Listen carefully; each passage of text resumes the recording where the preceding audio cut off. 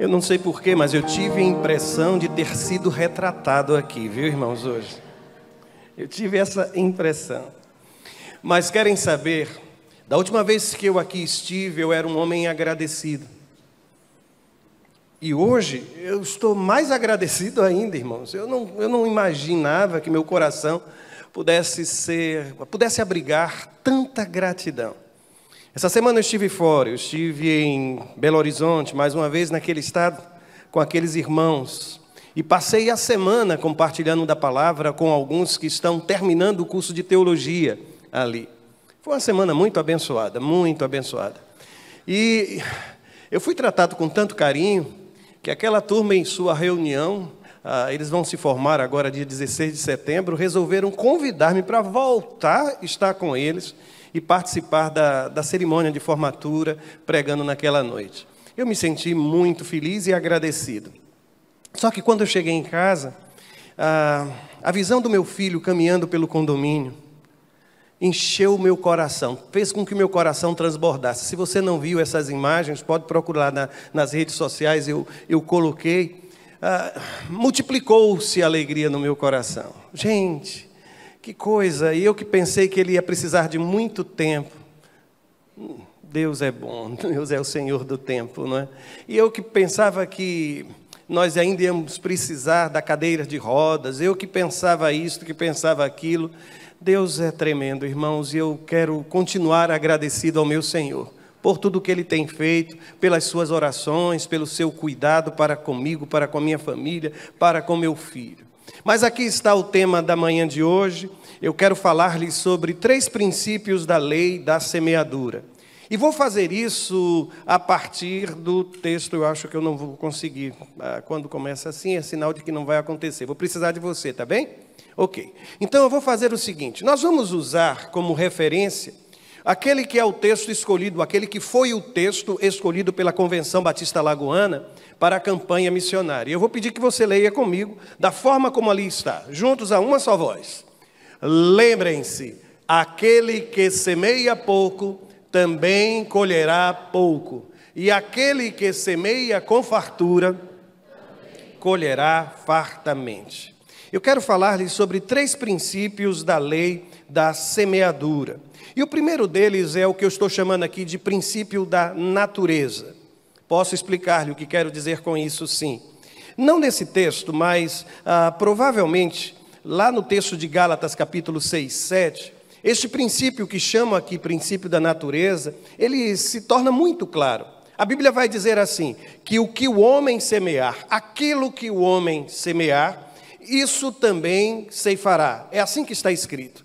E eu quero que você observe que com estas palavras se estabelece uma relação de natureza entre a semente que foi plantada e o fruto que será colhido.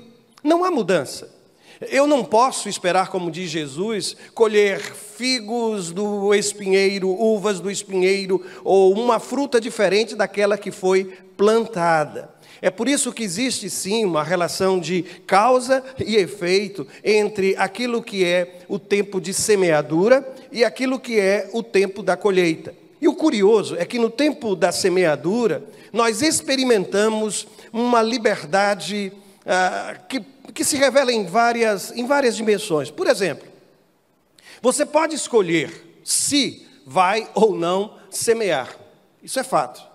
Você pode escolher o que você vai semear.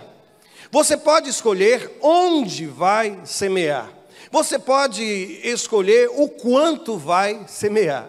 Mas quando nós passamos para o tempo da colheita, a gente descobre que agora são consequências.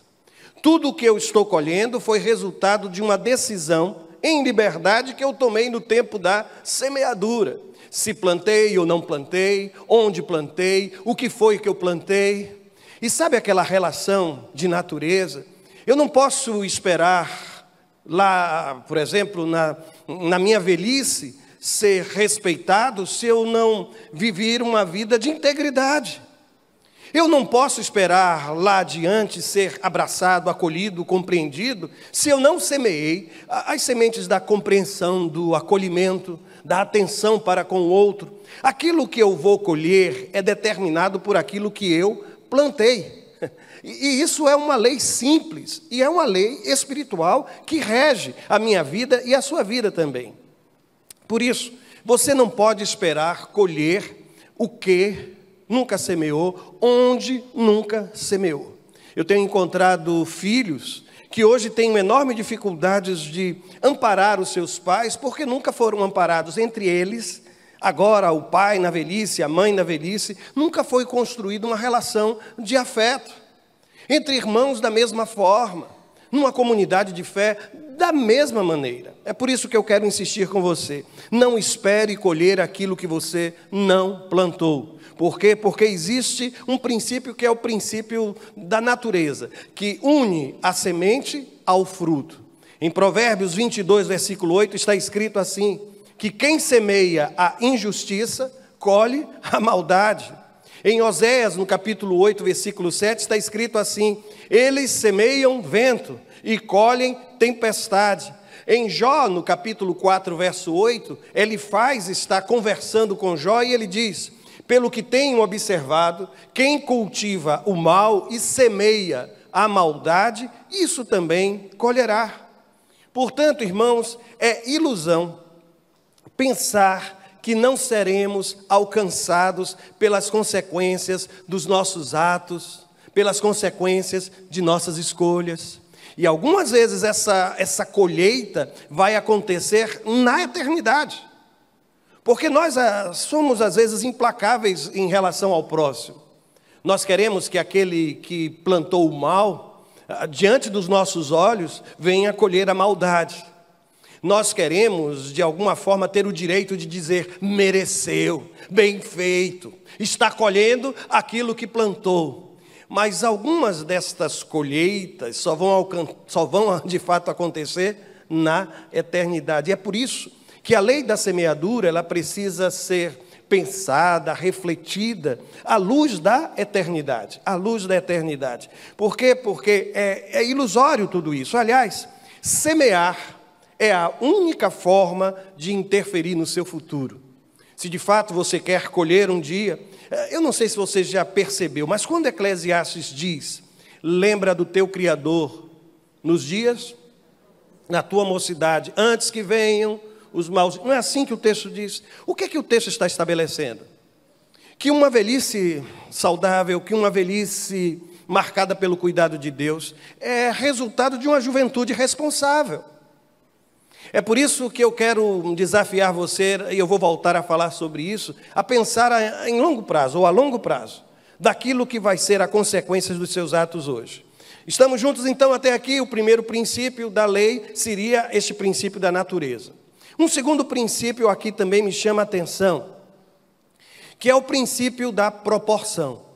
Esse princípio da proporção, ele fica muito fácil de ser percebido no versículo que nós lemos inicialmente, 2 Coríntios 9, versículo 6. Avance uma vez. Quando você observa, na primeira parte do verso, está escrito que quem semeia pouco, colherá pouco. Na segunda parte do verso, pode avançar mais uma vez, aquele que semeia com fartura, aí o texto vai dizer que também colherá fartamente. Consegue entender, então, o que significa o princípio da proporção? Que há uma relação entre a quantidade daquilo que vou colher, ela está diretamente relacionada com a quantidade daquilo que eu plantei. É um princípio, o princípio da proporção.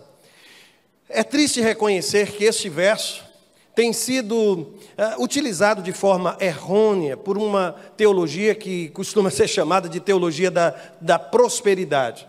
Esse é um dos textos básicos da chamada teologia da prosperidade. É provável que você já tenha escutado alguma coisa sobre isso. Mas me permita pontuar aquilo que eu considero os 3 grandes erros da chamada teologia da prosperidade. Primeiro, pregar que a prosperidade material, a prosperidade financeira é propósito de Deus para todos os seus filhos e em todo o tempo. Segundo, que a cruz de Jesus Cristo inclui a prosperidade, que lá na cruz o Senhor tornou você rico, tornou você próspero, e que Deus quer que você tenha uma vida aqui na terra materialmente materialmente marcada pela prosperidade. E terceiro é a chamada confissão positiva, que atribui às minhas palavras e às suas palavras o poder de criar a realidade. E na medida que você repete, à medida que você repete, à medida que você repete, as coisas à sua volta começam então a ser construídas. Isso é muito delicado, sabem, irmãos? Por quê? Porque, ao meu ver, essa teologia incorre em alguns erros. Quando diz que a prosperidade é propósito universal de Deus e em todo o tempo para os seus filhos, a Bíblia em nenhum momento estabelece essa relação de que todo filho de Deus será rico. E de que prosperidade, na visão de Deus, seja prosperidade material. Eles normalmente fazem questão de citar João 10:10, que diz que Jesus veio para nos dar vida e vida em abundância. Mas compreender essa vida abundância simplesmente como uma vida de prosperidade material é reduzir por demais o impacto daquela palavra. A vida em abundância, ela vai se revelar até nos momentos de escassez. Até nos momentos de dor, até nos momentos de enfermidade. Eu tenho vida, irmãos.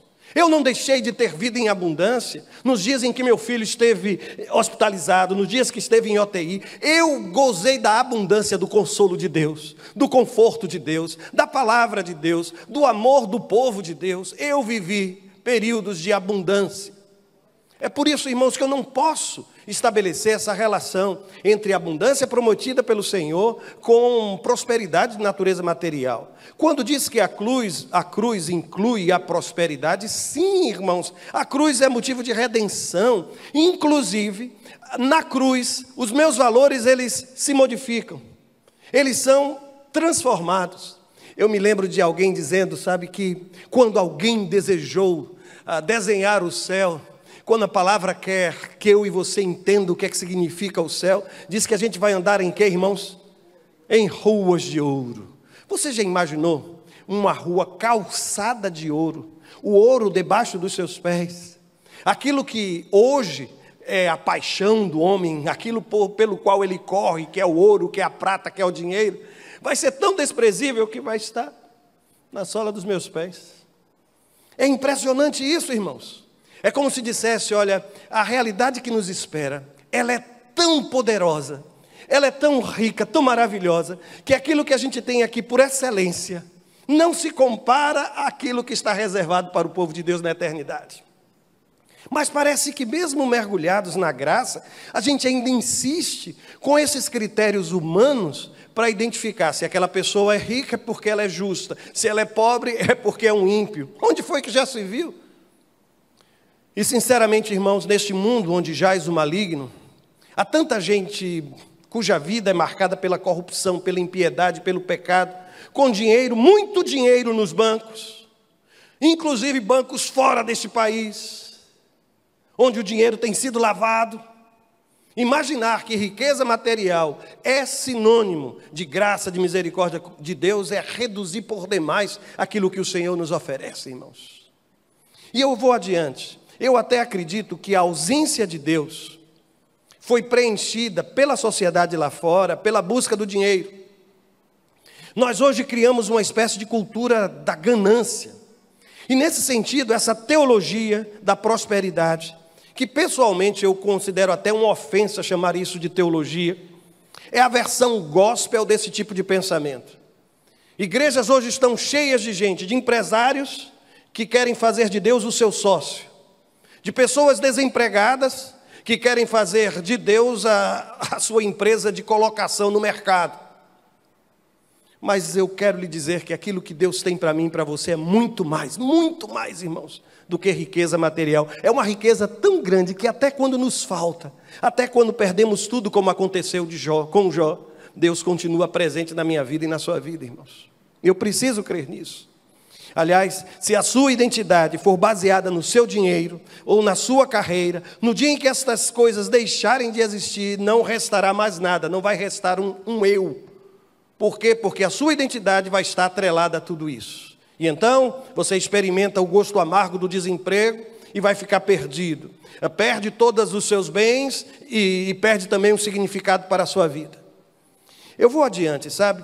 O apóstolo Paulo, quando ele escreve ao jovem pastor Timóteo, lá no capítulo 6 da primeira carta, capítulo 6, versos 9 e 10, e eu quero sugerir que você abra, não apenas o acompanhe aqui, porque é interessante, há detalhes nesse texto que para mim são muito ricos, e eu vou explorar um pouco mais ainda esta questão de proporção, ou do princípio da proporção, dessa questão da prosperidade, pela delicadeza do tema.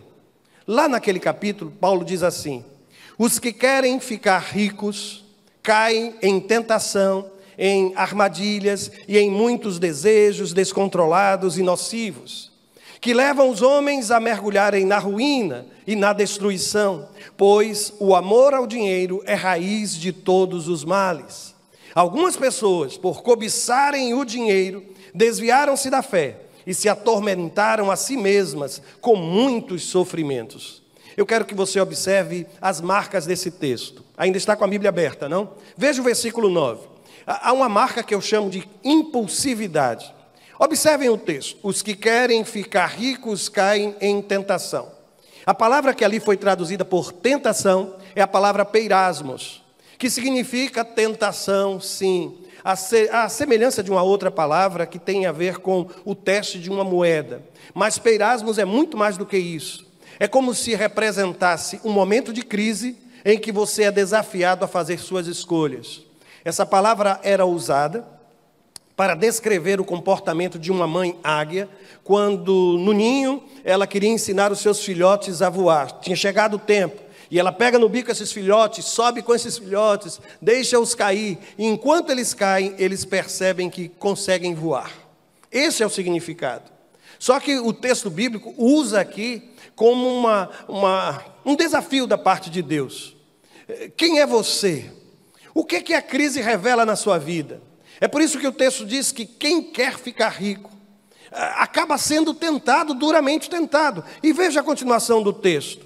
Além da impulsividade, nos desafiar a agir de forma impulsiva, há um outro elemento que eu chamo aqui de fragilidade. Veja o que o texto diz, que os que querem ficar ricos caem em armadilhas. A palavra para armadilha é pagis. E essa palavra, irmãos, tem a ver com aquela armadilha que é feita para pegar um pássaro, com aquela armadilha que é feita quando você faz um buraco, coloca algumas estacas, cobre aquele chão e o desavisado acaba caindo naquele lugar e morto. A Bíblia diz que o querer ficar rico, colocar isso como objetivo primeiro da sua vida, na verdade é uma grande armadilha. Uma grande armadilha. Se não for bastante, notem que na continuação do texto, Paulo vai falar que existe como que um descontrole mental. Pode avançar. E esse descontrole mental, ele é interessante porque ele é marcado por desejos, como diz a palavra, descontrolados. E a palavra descontrolada ali, qual é? É anoetos. Sempre que você vê essa letra A antes, é como se dissesse assim, a ausência de, especialmente na língua grega. A continuação do texto tem a ver com mentalidade, inteligência. O que o texto está dizendo é que quem vive buscando dinheiro acaba sem juízo, sem noção das coisas, sem tomar decisões marcadas pela sabedoria. Essa mesma palavra Paulo vai falar aos Gálatas. Essa mesma palavra Jesus usa para aqueles discípulos de Emaús, ó insensatos, ó tardios, nécios, lembra-se disso? É essa palavra. O texto está dizendo, é que quem vive nesta vida querendo dinheiro, querendo ficar rico, perde o juízo, a capacidade de raciocinar, de avaliar as coisas com equilíbrio. Vou adiante. Veja só, esse descontrole mortal, ele continua, porque além de desejos descontrolados, avance uma vez, a Bíblia vai falar que são desejos nocivos. E essa palavra que aqui é traduzida, blaberos, ela só aparece neste verso. E o curioso é que os estudantes assim da vida animal, eles escolheram essa palavra para descrever uma barata que é a segunda barata maior do mundo. Diz que a fêmea chega a 10 centímetros. Você imaginou uma barata de 10 centímetros? O macho 7 centímetros e meio, mas uma barata de 10 centímetros é uma blaberos, não é, irmãos? É uma blaberos. É algo, como diz o texto sagrado, extremamente nocivo. É como se dissesse algo venenoso que vai envenenar a sua alma, vai envenenar as suas relações. Quem vive neste mundo querendo ganhar dinheiro, acaba sendo envenenado por isso, por esse desejo descontrolado. Vou adiante. Além disso, o texto sagrado ainda acrescenta que levam os homens a mergulharem na ruína e destruição. Essa palavra aqui, olha, mergulhar, não é muito suave. Essa ideia de mergulhar aqui é afundar, é se afogar, é perder o fôlego. O texto está dizendo que aquele que faz do dinheiro a sua meta principal acaba sendo sufocado por isso. Tão simples. Vá adiante. Além disso, vejam só, levam os homens a mergulharem na ruína, que é a palavra oletros, e vá adiante de novo. A palavra agora destruição, apeleia. As duas palavras são quase que sinônimas. E quando elas aparecem assim, uma após a outra, é para dizer que não é pouca ruína não, viu? Que é para dizer que não é pouca destruição não. É como se fosse mortal. E há um elemento aqui que pode até sugerir que essa ruína, que essa destruição é para agora e para a eternidade. É isso que o texto vai nos ensinar, irmãos. É isso que o texto vai nos ensinar. E aqui, deixe-me lhe dizer, parece que uma das mais doentias marcas desse desejo de ser rico, de enriquecer, de ficar, tem a ver com o materialismo. E o que é o materialismo? Uma definição muito simples neste verso. Veja o que é que está escrito. Pois o amor ao dinheiro é raiz de todos os males. Você consegue perceber ali, amor ao dinheiro é uma palavra só, que junta a palavra filéu, que você aprendeu que significa amor, e a palavra arguros, que significa prata. É alguém que deixou de amar gente e passou a amar coisas.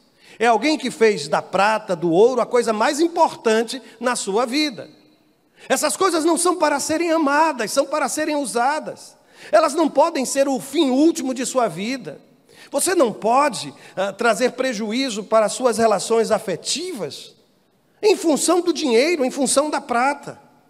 É colocar sobre a prata e sobre o dinheiro aquilo que Jesus vai falar no Sermão do Monte, é transformar tudo isso em uma entidade chamada mamon. Deixa de ser dinheiro. E eu quero lhe dizer, dinheiro é só dinheiro, gente. Dinheiro não pode ser Deus na minha vida. Não pode ser o princípio para estabelecer o meu juízo. Quanta gente hoje, gente mais jovem, quando vai escolher hoje uma profissão, qual é o critério por excelência? Mercado de trabalho, salário, retorno financeiro. Quando vai escolher gente para ser amigo, há quem hoje, antes de descobrir ou conhecer quem é a pessoa, quer saber quanto a pessoa tem, como se veste, que lugares frequenta, que carro possui, onde mora. E então a gente começa a basear tudo naquilo que é arguro, naquilo que é dinheiro, naquilo que é prata. Ninguém pode ser identificado, a sua essência não está naquilo que você possui, mas naquilo que você é, e mais ainda, naquilo que Deus é na sua vida. É aí que está a sua identidade, e eu não posso abrir mão disso. E o curioso é que esse texto, ele diz assim, o amor ao dinheiro é o que, irmãos? Raiz. Notem que não existe, nem na língua grega, não é um erro de tradução, um artigo definido ali. Às vezes, quando você vai recitar esse verso, você diz, o amor ao dinheiro é a raiz de todos os males. A Bíblia não está dizendo isso. A Bíblia diz que é uma, entre outras, sabe? É raiz, tão quanto outras coisas, de todos os males. Ela serve e ela se estende, ela ramifica, ela abraça outros elementos da sua vida. O alcance do materialismo, irmãos, é muito maior do que a gente pode imaginar. E eu vou adiante, porque no texto ele vai dizer, no versículo 10, na segunda parte agora, pode avançar. Avance mais uma vez. Algumas pessoas, por cobiçarem o dinheiro, desviaram-se da fé. Essa palavra desviar aqui é alguém que vai numa direção e por alguma razão desvia. Erra aquilo que seria o alvo. Bom, você que é aluno da Escola Bíblica Dominical já aprendeu. Me defina o que é pecado. O que é pecado? Pecado é errar o alvo. É isso que o texto está dizendo. Que quando você faz da prosperidade o bem maior, o desejo maior de sua vida, você acaba se desviando daquilo que é o propósito de Deus. E notem que quando Paulo escreve, ele está escrevendo a um jovem pastor, cercado de outros líderes espirituais que no primeiro século defendiam conceitos semelhantes aos que nós temos hoje. Igrejas que se transformaram em empresas, gente que transformou o ministério em simplesmente uma profissão, uma carreira. Perderam de vista o sagrado nessa experiência. E como consequência, a autodestruição. Avance mais uma vez, por favor. Lá no finalzinho deste versículo 10, ele diz: atormentaram a si mesmas com muitos sofrimentos. E esse tormento, gente, ele é tão forte, por quê? Porque esta palavra, ela significa ser traspassado por uma estaca. No final das contas, sabe quem é que vai sofrer mais com tudo isso? Não são seus filhos por conta de sua ausência. Não é a sua esposa ou seu marido, porque tudo na sua vida é sua carreira profissional. É você mesmo. É você mesmo quem vai sofrer. Você vai perceber que quando você for colher, o fruto que você vai colher vai ser determinado pela semente. E alguém que viveu a vida inteira, mandando, controlando em função do dinheiro que possui, se sentindo melhor que os demais por conta do dinheiro que possui, essa gente vai sofrer, como se tivesse sido ferido, traspassado por uma estaca. Uma estaca. É isso que o texto vai nos mostrar. E o curioso, sabe, irmãos, é que naquele texto que nós lemos, aquele texto inicial, que aquele que semeia pouco vai colher pouco, aquele que semeia com fartura vai colher fartura. A palavra que ali é traduzida por fartura tem um significado tão maior. O significado daquela palavra, que é a palavra eulogia. Logia tem a ver com logos. Logos, ou provavelmente você já ouviu, é sinônimo de palavra. E a primeira parte quer dizer bem, bom. É como se dissesse, eulogia tem a ver com bênção, tem a ver com linguagem cuidada, com elogio. Por derivação é que ela pode ser compreendida como fartura. Mas por significado etimológico, ela tem a ver mais com bênção. É como se dissesse assim um texto, olha, aquele que contribui com propósito no coração de abençoar, ele vai ser o quê? Abençoado. É mais do que prosperidade material. Quando a gente associa a fartura, por quê? Porque dentro do contexto do capítulo, o que se está tratando é sobre contribuição financeira, e não dízimo. Tem a ver com uma campanha que está sendo feita com os irmãos de Acaia, para socorrer os seus irmãos, provavelmente da igreja de Jerusalém, que estão passando por dificuldades. Não tem a ver com a contribuição do dízimo. É por isso que vai dizer lá, olha, cada um contribua com o seu coração, e tem gente que usa esse verso para estabelecer o seu conceito de dízimo, quando na verdade o texto está falando sobre oferta para socorrer irmãos que estão passando por dificuldades.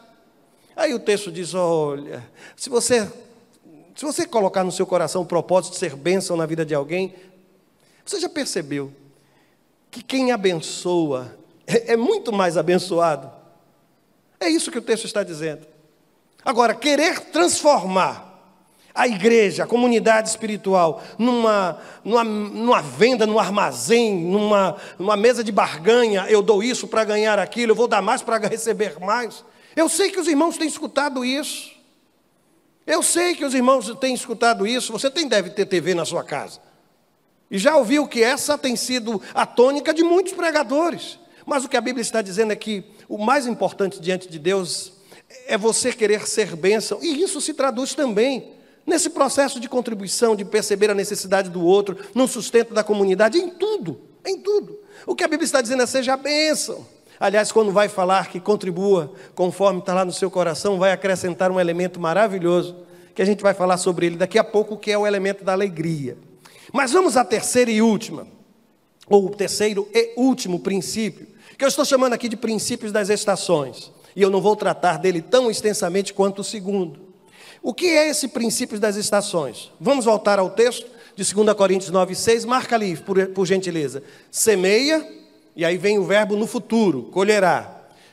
Semeia, vem o verbo no futuro, colherá. Uma atitude no presente, Um tempo aqui e um tempo lá. Há uma dimensão de tempo, irmãos. Há um princípio aqui que é o que eu estou chamando carinhosamente de estações. Se você se recorda de Eclesiastes 3:2, pode ler comigo o que é que está escrito?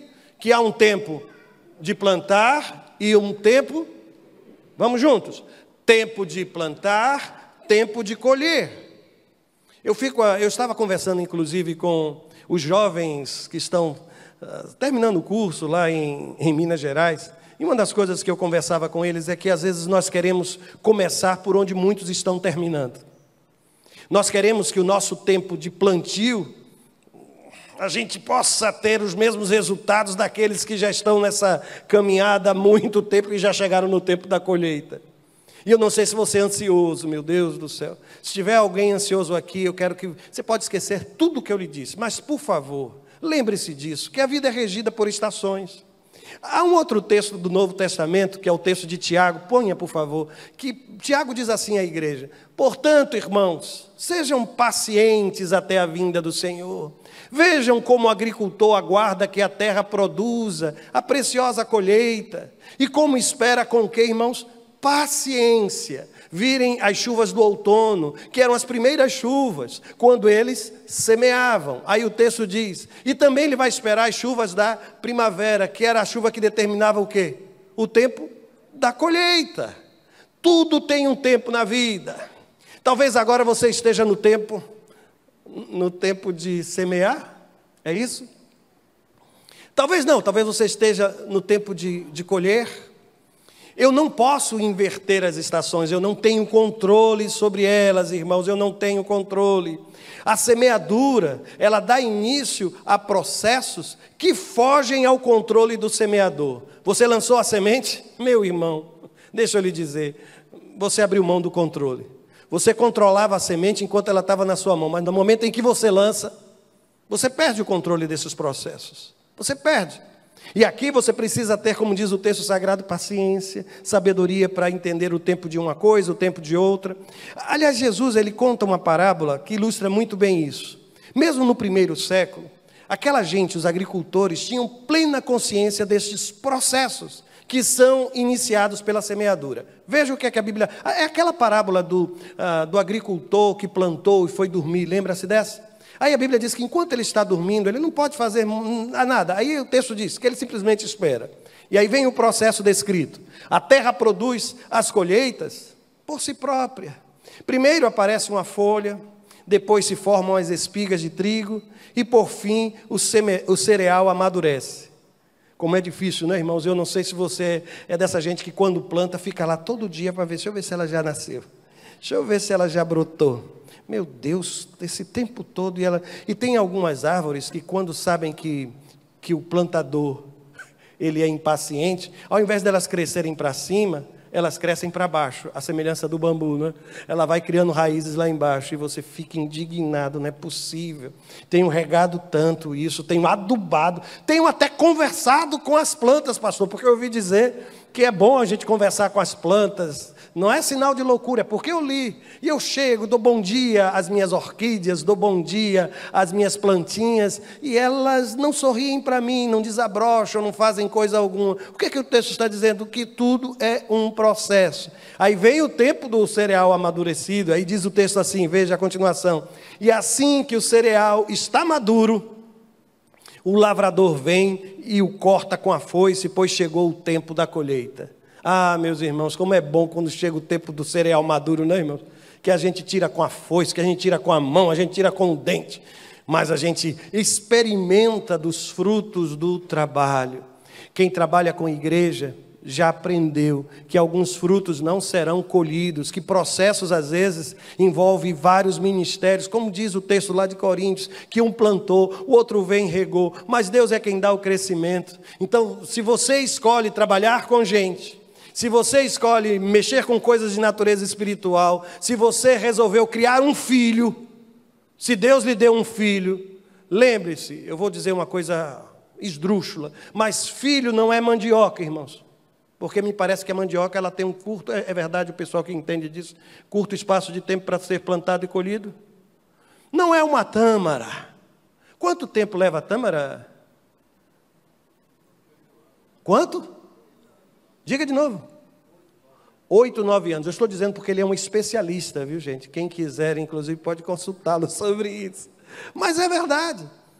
Aliás, tem frutas que você planta para que outros venham a colher. Ah, meu Deus, eu tenho tantos pais aqui plantando para os seus filhos. Eu tentei de toda forma convencer os meus pais, quando eles eram vivos, para venderem um pequeno patrimônio que tinham, para ter uma velhice mais tranquila. Vocês acreditam que eles não concordaram comigo? Que passaram a velhice com muitos apertos, muitos sacrifícios. Aí quando a gente perguntava qual era o propósito deles? Deixar para os filhos. E eu acho que seu Alfredo e Dona Zinete não estão sozinhos nisso não, né? Porque às vezes a gente planta assim. A gente nem quer ter o sabor da colheita, experimentar o sabor, mas a gente quer que aqueles que a gente ama possam provar um pouco disso. Ah, meus irmãos, deixa eu lhes dizer, esse tempo que você está vivendo faz parte de um processo. Eu não sei se você está no tempo ainda da semente para ser colocada, eu não sei se você está no tempo da folhinha que surgiu, dos primeiros ramos que surgiram, eu não sei. Mas como diz a palavra, e aí, por favor, eu não tenho responsabilidade sobre isso. Tenha paciência, que vai chegar o momento das chuvas da colheita, em que você vai observar que Deus, Ele manteve a sua fidelidade. Eu tive muita vontade de ter o controle do tempo, nesse tempo em que vivemos com Davi. Ah, como eu queria acelerar alguns... Às vezes não era nem muito, era só para tomar um remédio, que a gente viu o desconforto, a febre não baixando, você já passou por isso, e meu Deus, quanto tempo ele tomou? Não, mas não pode tomar agora, porque o intervalo ainda é pequeno, mas ele ainda está com febre. E aí você fica olhando para o relógio, acelera pelo menos para poder dar o remédio. Nem isso a gente tem o poder. E quer saber por quê? Porque mesmo que pareça urgente, Deus não vai acelerar o curso da história só para satisfazer a sua ansiedade. Não vai ficar com raiva de mim, promete? E se você estiver ansioso, eu disse que ele não acelera, mas às vezes eu tenho a impressão que ele até retarda. Está ansioso? Espera aí que vai esperar um pouquinho mais. Que mais importante do que a bênção que você está aguardando é você aprender a ser paciente. É só impressão, viu? É só impressão, é só impressão. Talvez até uma impressão autobiográfica, viu? Mas, às vezes a gente não... Você nunca teve essa sensação? Meu Deus, parece que quanto mais ansioso eu fico, mais as coisas custam a passar. E se eu lhe disser que pode não ser impressão, pode ser de verdade mesmo? Pode ser que você não esteja equivocado. Por isso, lembra o que eu lhe disse há minutos atrás? Pense a longo prazo. As mudanças precisam ser encaradas com esperança. Ainda não é o cereal maduro, mas é uma folha, glória a Deus pela folha. Ainda não é o cereal, mas é um ramo, glória a Deus pelo ramo. Nem é ramo, nem é folha, nem é cereal, é só uma semente, glória a Deus pela semente. Em toda situação, irmãos, glória a Deus, glória a Deus. Não permita que o desânimo destrua aquilo que será a sua colheita. Não permita. O apóstolo Paulo, escrevendo à comunidade aos Gálatas, no capítulo 6, 9, ele diz assim, olha, e não nos cansemos de fazer o bem. E aí vem o nosso calcanhar de Aquiles. A Bíblia diz assim, mas no tempo próprio colheremos. E aí o texto diz, se não desanimarmos. Algumas bênçãos que você pediu a Deus ao longo de sua vida, talvez você não tenha colhido, sabe por quê? Porque o desânimo destruiu a sua plantação. Porque você tomou atalhos. Porque você fez desvios de percurso. Porque você se afastou de processos. Porque estava prestes a acontecer, mas não aconteceu e você recuou. Você simplesmente recuou. Por isso, meus irmãos, esse é um tempo de declararmos. Me parece que o slide seguinte está igualzinho. Passa uma vez que aí ninguém vai perceber que passou. Conseguiu passar? Ótimo. Ninguém percebeu, está vendo? Eu repeti o slide anterior. Mas deixa eu lhe dizer, nós continuamos sonhando com o evangelho pregado a toda criatura. Eu continuo ainda, irmãos, sonhando em ver essa cidade impactada pelo poder do evangelho do nosso Senhor Jesus Cristo. E eu vou lhe dizer, nós temos 4 congregações em um mesmo sonho. E eu não sei se você se recorda que quando nós olhamos o nosso estado e vimos as cidades que estavam sem trabalho batista, nós dissemos, nós vamos plantar igrejas nesses lugares. E saímos aqui loucos, apaixonados pela obra missionária. Eu ainda me recordo que nós deixamos um ônibus em cada cidade daquela. Gente que passou uma semana inteira ali pregando o evangelho. E eu vi, Nora, eu vou fazer referência pessoal, se ficar com raiva depois você me perdoa. Mas eu vi como a sua vida mudou a partir daquela experiência. Leonora era uma pessoa, tornou-se outra a partir das águas de Quebrangulo. Eu vi o que Deus fez na vida de muitos dos irmãos. Eu vi gente sendo vocacionada naquele lugar. Gente que foi para o seminário e que aprofundou a sua decisão naquelas experiências. Lá estávamos, a igreja, no domingo não tinha quase que ninguém aqui. E mais, nós ainda saímos, ônibus saíram aqui no domingo, com gente da igreja ainda para apoiar esses trabalhos. Foi algo maravilhoso. Mas nós ainda temos o sonho, irmãos. Nós ainda temos o sonho, sim, nós temos congregações, e o investimento dessas congregações é algo em torno talvez de 10% hoje das nossas entradas, um pouco mais do que isso, Nós continuamos confiando, quer dizer que cada vez que você se levanta para dizimar, uma parte disso está sustentando esses trabalhos. Lá estamos com Capela. Capela é uma congregação que essa igreja tem há décadas, e que nós nunca organizamos em igreja. Mas quem não conhece a realidade de Capela, pode achar que isso é... Como pode? Vai morar em Capela? Vê os pontos de trabalho sendo fechados, como aconteceu ali, os irmãos sabem disso. Vá ser jovem em Capela e quando chega uma determinada idade, você precisa sair, maridos deixando as famílias, e a igreja sem condições de se tornar autossustentável. Mas enquanto isso, Deus está abençoando aqui, irmãos, para que a gente possa ser bênção lá.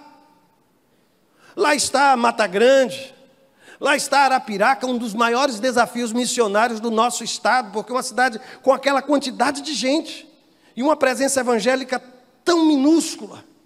Um povo difícil. Eu estive em Quebrangulo, eu estive em Arapiraca, eu estive em outras cidades. Quebrangulo era um lugar fértil, a gente pregava o evangelho, não chegava nem no apelo, o povo já estava se decidindo. Arapiraca era mais difícil. Eu não sei, irmãos, é uma luta espiritual grande ali, muito grande. Eu conversei várias vezes com líderes de igrejas naquele lugar, mas vocês acham que a gente desistiu?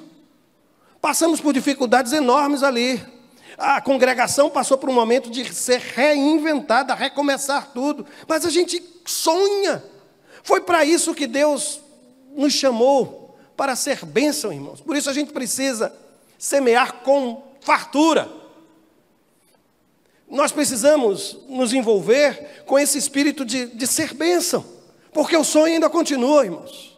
Nós vamos ver Mata Grande, nós vamos ver Quebrangulo, nós vamos ver Arapiraca, nós vamos ver Capela, sendo cada vez mais envolvidas pela graça do Senhor. Em Joaquim Gomes fez parte do nosso sonho. Passamos por muitas dificuldades, o trabalho ali acabou sendo fechado. Mas nós vamos desistir de pregar o evangelho por causa disso, irmão? Nós precisamos avançar em outras cidades, em outros bairros de nossa cidade. Mas isso só vai acontecer, irmão, se nós semearmos em fartura, para que a colheita seja assim. E vou dizer mais, o nosso estado ainda é um dos menos evangelizados do nosso país, e eu não quero ficar todo ano repetindo essa informação para a igreja. Eu quero um dia vir aqui e dizer, irmão, já não somos mais o estado, ou um dos estados menos evangelizados. Eu não quero continuar dizendo isso, irmãos. Nós precisamos mudar essa realidade. É por isso que o verso seguinte daquele que foi escolhido pela convenção para a campanha desse ano vai dizer assim: cada um dê conforme determinou em seu coração, não com pesar ou por obrigação, pois Deus ama quem dá com alegria. A alegria, a felicidade, a gratidão precisa ser a motivação maior dos nossos corações. E eu não sei se você é uma pessoa pouco organizada, muito organizada ou nada organizado na sua vida financeira. Aliás, se eu conheço alguém aqui extremamente organizado, não sei se ele está aqui, Eu não vou mencionar o nome dele, não vou dizer que é o pastor Antenor, não, mas eu fico impressionado porque eu acho que ele é um dos primeiros a declarar o imposto de renda no país. Ele baixa bem cedo, já está com tudo organizado, e quando abre o momento, ele já fica tentando enviar, até que, aí não vai, até que sai. Eu acho que ele é um dos primeiros, a Receita já deve estar investigando o que está acontecendo aqui no estado com aquela criatura. Mas talvez você não seja, e uma das coisas que eu preciso e você precisa é disso. É de perceber, e como igreja nós vamos precisar caminhar nessa direção. No domingo passado eu aqui estive e disse aos irmãos, é a última semana do mês, nós estávamos com a previsão de déficit da casa dos 50 mil reais, foi o que eu ouvi, foi isso mesmo? O Jonathan tem acompanhado, e obrigado, viu, pela sua vida. Eu digo sempre a Deus, você tem sido bênção em nossa igreja, Deus tem abençoado a sua vida, e eu tenho certeza que coisas maiores ainda Deus vai investir a sua vida. E os irmãos, orem pela vida deste homem, orem pela vida de sua família, orem pela vida dos seus filhos. Mas essa era a previsão. Aí quando foi, acho que foi ontem, o pastor Antenor, que tem nos ajudado nessa parte da administração da igreja nesse tempo, desde a saída do Grigoli, ele mandou-me uma planilha. Eu hoje até comentei com o tesoureiro que aquela previsão ela foi completamente, irmãos, revertida pela percepção dos irmãos disso.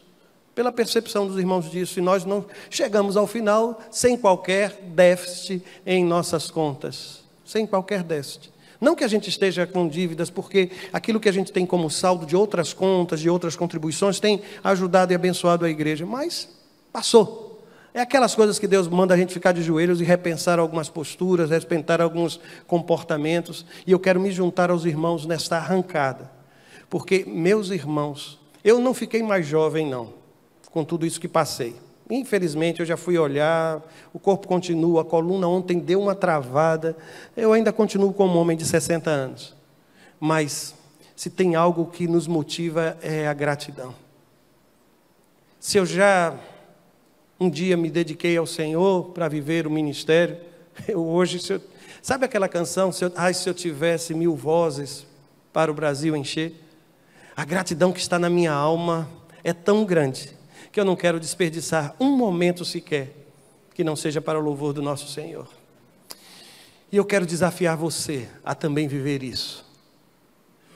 Estão entendendo o que eu estou dizendo? Nós estamos abrindo um segundo semestre do ano. E esse segundo semestre será desafiador, será apaixonante, será abençoador, será graça sobre graça, será pessoas se convertendo, serão as nossas congregações crescendo, nosso trabalho com crianças, com adolescentes, jovens, mensageiras, tudo que envolve o ministério da igreja. Você trabalhou nesse primeiro semestre, vai trabalhar 2 vezes mais. Você não trabalhou no primeiro semestre, toma jeito e vamos trabalhar. Você não cooperou absolutamente com nada, se organize e vamos contar daqui por diante. Você trabalhou, mas foi aquele negócio assim, não vai continuar desse jeito. Você vai fazer com qualidade, em função daquilo que o Senhor já tem lhe dado. E eu estou dizendo isso, não prometendo a nenhum dos irmãos que vão colher com fartura. Eu vou lhe dizer que você vai fazer isso pela alegria que está na sua alma. Consagre a sua vida ao Senhor. Dedique a sua vida a Deus. Vamos ser instrumentos de mudança, irmãos. Nesse estado, nessa cidade, no lugar onde você trabalha, no lugar onde você estuda, dentro de sua casa, na sua vizinhança. Alagoas há de conhecer o nome do Cristo, irmãos. E ela vai conhecer através de você.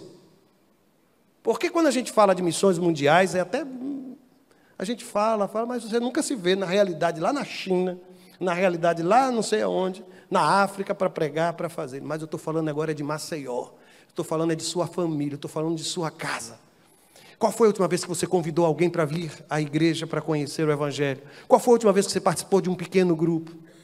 Qual foi a última vez que você abriu a sua casa para que alguém compartilhasse a palavra? Qual foi a última vez que você, sem chamar ninguém, reuniu seus filhos, seus netos, para um momento de gratidão? O que você tem dado a Deus é proporcional àquilo que você tem recebido dele? Se alguém aqui tiver a ousadia de dizer que é, porque nessa hora a gente só bate no peito e diz o quê, irmãos? Tem misericórdia de mim, Senhor. Tem misericórdia de mim. Por isso eu vim aqui lhe dizer que Hoje Deus está nos desafiando a viver ainda mais intensamente a fé. E eu creio nisso, irmãos.